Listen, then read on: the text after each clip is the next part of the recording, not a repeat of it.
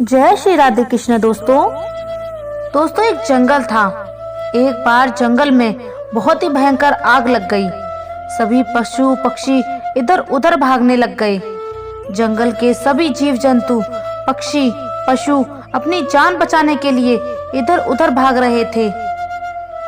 चीता और चिल्लाने की आवाज, भौंकने की और चहचहाने की आवाजें सारे जंगल की हवा में गूंज रही थी।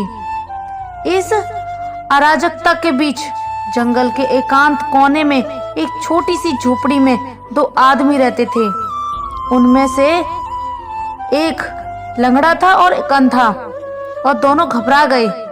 अब जब अंधे ने महसूस किया कि पास में कोई और मनुष्य भी है, तो उसने आदमी को कहा कि भाई मेरी मदद कर दो, मुझे बहुत ही डर लग रहा है, मैं अंधा हूँ, मुझे थोड़ा सहारा दे दो जिससे मैं भी बच जाऊं, और मेरी मदद करने के भगवान तुम्हारा भला करेगा।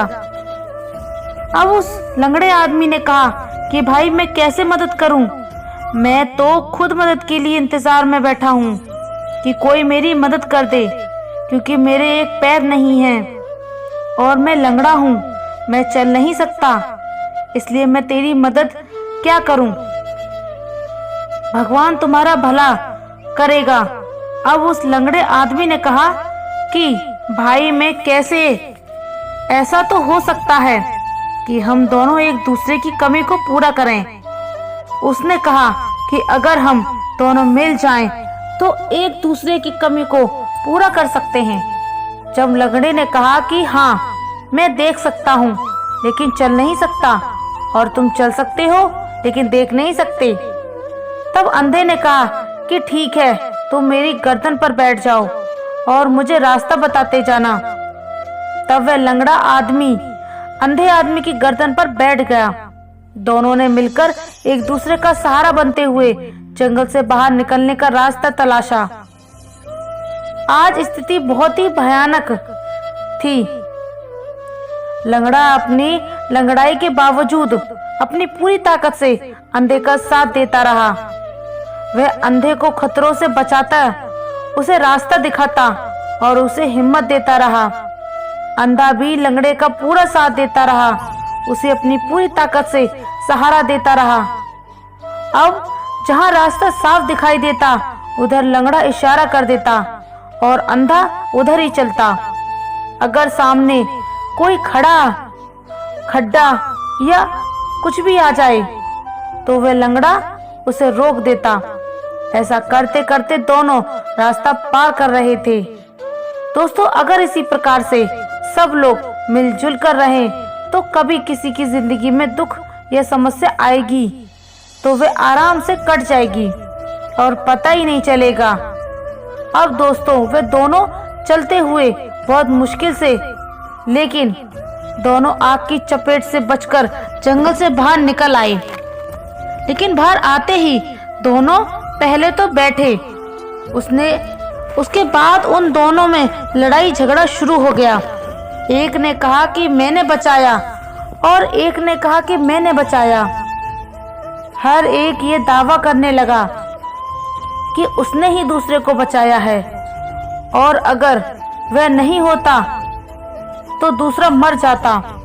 अब इन दोनों में बहस बहुत ही ज्यादा बढ़ गई थी। दोनों में एक भी ये मानने को तैयार नहीं था कि इन दोनों की वजह से ही जान बची है। अगर इन दोनों में से एक भी नहीं होता तो उसकी जान नहीं बचती। अगर लंगड़ा नहीं होता तो रास्ता दिखाई नहीं देता। अगर अंधा नहीं होता तो लंगड़ा रास्ता कैसे चल पाता। अब दोनों के बीच में बातें इतनी ज्यादा बढ़ गई थी कि मारपीट शुरू हो गई।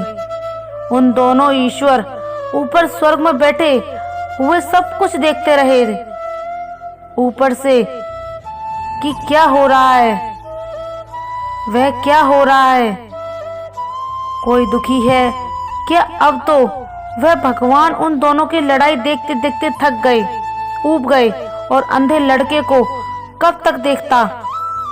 उसे बहुत ही दया आई। उन्होंने सोचा कि ये इतनी साधारण सी बात इन दोनों की समझ में क्यों नहीं आ रही है। क्यों दोनों की मदद उन दोनों ने ही की है। बिना एक के कोई भी कार्य पूर्ण नहीं हो सकता था। आज उसने कहा कि इन दोनों को ठीक कर दूं, उन्हें समझा दूं। उधर वे दोनों नाराज होकर एक दूसरे से अलग अलग झाड़ों के नीचे बैठे थे। विचार कर रहे थे कि किस तरह अंधा सोच रहा था कि इस लंगड़े की आंखें किस तरह फोड़ दूं। बड़ी अकड़ बनाए रखा है आंखों की, और मुझे अपनी आंखों का घमंड दिखाता फिरता रहता है बिना मतलब में। उधर दूसरी तरफ वह लंगड़ा आदमी भी सोच रहा था कि इस अंधे की टांग तोड़ दूं। आज इसे अपने पैरों पर बहुत ही घमंड है, तो इसके पैर ही टूट जाएं, फिर ये किस बात का घमंड करेगा। तभी ईश्वर स्वर्ग से धरती पर आए। उन्होंने सोचा कि मैं इन दोनों को मनपसंद कोई वरदान देता हूँ। पहले को उन्होंने सोचा कि अब मैं अंधे से पूछूंगा कि तू कोई वरदान मांग ले, तो वह मांगेगा वरदान की भगवान मेरी आंखें ठीक कर दो। अब जब भगवान ने अंधे से कहा कि कोई एक वरदान मांग लो, तो अब अंधा आदमी तो बहुत ही ज्यादा खुश हो गया। उसने सोचा आज तो मेरे साथ इतना अच्छा हुआ है कि भगवान खुद धरती पर आए हैं मेरी इच्छा पूरी करने के लिए। लगता है इन्हें ही सही लगा हूँ। अंधे ने कहा कि हे प्रभु, जब दे ही रहे हो तो इतना बड़ा दिल बड़ा दिखा रहे हो, तो एक काम करो, इस लंगड़े की आंखें फोड़ दो, ताकि इसे अपनी आंखों पर घमंड है तो वह घमंड रहे ही ना। अब भगवान बहुत ही ज्यादा आश्चर्य में पड़ गए, और अब वे भगवान दूसरी तरफ उस लंगड़े आदमी के पास गए और उससे कहा कि बेटा कोई ना मनपसंद वरदान मांगो, मैं तुम्हें वरदान देना चाहता हूँ। तब वह लंगड़ा आदमी बहुत ही खुश हो गया। उसने कहा कि हे भगवान, लगता है हमारी लड़ाई में आपको मैं सही लगा हूँ, तभी आप मुझे वरदान देने हो। अगर आपकी मुझ पर इतना ही कृपा करनी है तो आप मुझे यह वरदान दीजिए कि इस आदमी के पैर अभी के अभी टूट जाएं। फिर यह अपने चलने पर बहुत ही घमंड करता है ना, तो फिर कैसे करेगा ये अपने चलने पर। अब ईश्वर ने तो बहुत चौंक गए। भगवान ने सोचा ये अंधे लंगड़े दोनों के दोनों बड़े खतरनाक हैं। भगवान ने लंगड़े से पूछा, सोचा था यही कि कम से कम यह बुद्धिमान दिखाएगा, अपने पैर ठीक करवा लेगा, लेकिन उसने कहा जब आ ही रहे हैं तब इतना कर दो कि इस अंधे की टांग तोड़ दो। और दूसरी तरफ लंगड़ा भी इसी की तरह अब ये इसकी आंखें तोड़वाने की कोशिश कर रहा है। ये दोनों चाहते हैं तो अपनी कमियों को पूरा कर सकते थे, लेकिन इन्हें तो दूसरों को नुकसान पहुंचाने में इतना मजा आ रहा है कि ये अपना फायदा देख ही नहीं सकते, जबकि एक दूसरे से इतना जल रहे हैं। तीन के खुद समझ में नहीं आ रहा कि ये आखिर क्या कर रहे हैं और बोल क्या रहे हैं। इनके हाथ में इतना अच्छा मौका आया था, लेकिन इन्होंने अपनी बेवकूफी और जलन की वजह से वह मौका ही गवा दिया। ईश्वर के वरदान का भी गलत ही उपयोग होगा। अब भगवान हम दोनों की लड़ाई देखकर इतना परेशान हो गए कि इन दोनों में बिल्कुल भी दिमाग नहीं है, दूसरों की भलाई ही के बारे में नहीं। ईश्वर हैरान रह गए। उसके बाद में भगवान को धरती पर आना ही छोड़ दिया।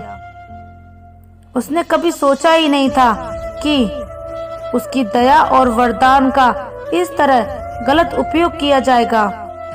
उस दिन से ईश्वर ने उसके सिखा दिया कि कभी कभी लोगों की बुद्धिहीनता ही उनके लिए सबसे बड़ी बाधा होती है।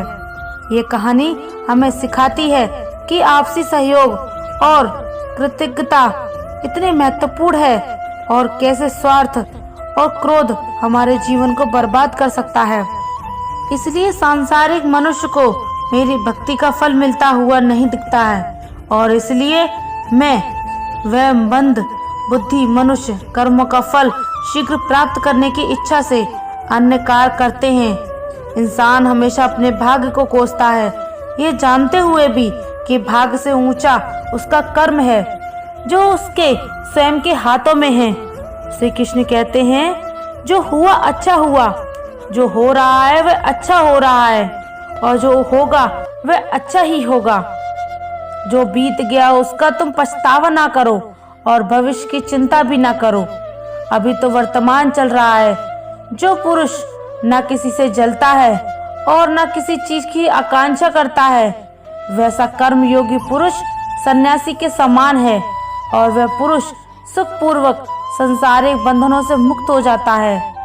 ना तो मैं किसी के भाग्य का निर्माण करता हूँ और ना ही किसी के कर्म फल का निर्माण करता हूँ। मनुष्य अपने द्वारा किए गए कर्मों का ही परिणाम भोगता है और उसी से उसके भाग्य का निर्माण होता है। मनुष्य स्वयं ही अपना दोस्त है और स्वयं ही अपना सबसे बड़ा शत्रु भी। ज्ञानी मनुष्य कर्म योग या भक्ति योग से एक ही जन्म में इस समुद्र रूपी संसार से निकलकर परमात्मा को प्राप्त कर लेता है और अज्ञानी मनुष्य काम क्रोध लोभ मोह में फंसकर 34 लाख योनियों में भटकता रहता है। तो दोस्तों, कैसा लगा आज का ये वीडियो? कमेंट लाइक शेयर जरूर करें और कमेंट में जय श्री राधे कृष्णा जरूर लिखें और ऐसे ही वीडियो और पाने के लिए हमारे चैनल को सब्सक्राइब करें। धन्यवाद। जय श्री राधे कृष्णा।